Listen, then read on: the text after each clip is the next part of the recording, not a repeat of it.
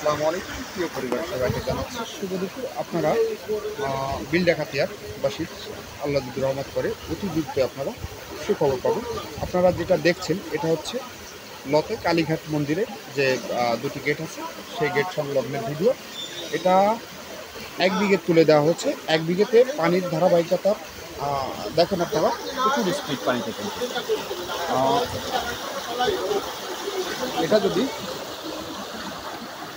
এটা যদি সম্পূর্ণটা তোলা হয়, এক হাত তোলা হয়, তাহলে আমাদের বিল ডাকাতিয়াবাসীর আশা করা যায় দীর্ঘ 1 ফিট নিতান্ত পানি কমবে 1 সপ্তাহে। কিন্তু আগামীতে আমরা ইনশাআল্লাহ ভালো কিছু আশা করতে পারতেছি।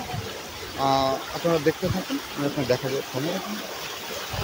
ওই পাশটায় কিন্তু ওই পাশ এবং আমাদের এ পাশে কিন্তু পানির স্তর প্রায় 3 থেকে 4 ফিট হাফ ডাউন। সেতু এই গেটটা যদি 1 থেকে 1.5 হাত খোলা হইলে কিন্তু এটার পানির স্পিড দ্বিগুণ বেড়ে যাবে এবং দ্রুত 1 সপ্তাহের ভিতর আল্লাহ যদি রহমত করে 1 ফিটের বেশি পানি কমা সম্ভব যদি এটা দেয়। কিন্তু এটা যদি পরিপূর্ণ খুলে দেওয়া হয় তারপরে এই পাশে যারা আছে তারা কিন্তু প্লাবিত হবে। এই জন্য তারা খুলে দিতে চাচ্ছে না, বহু বাধার সম্মুখীন হতে হচ্ছে। এখন মহান রব্বুল আলামিনের পরে ভরসা করে সবাইকে কথাবার্তা আলোচনা সাপেক্ষে এটা চলছে, আলোচনা চলছে।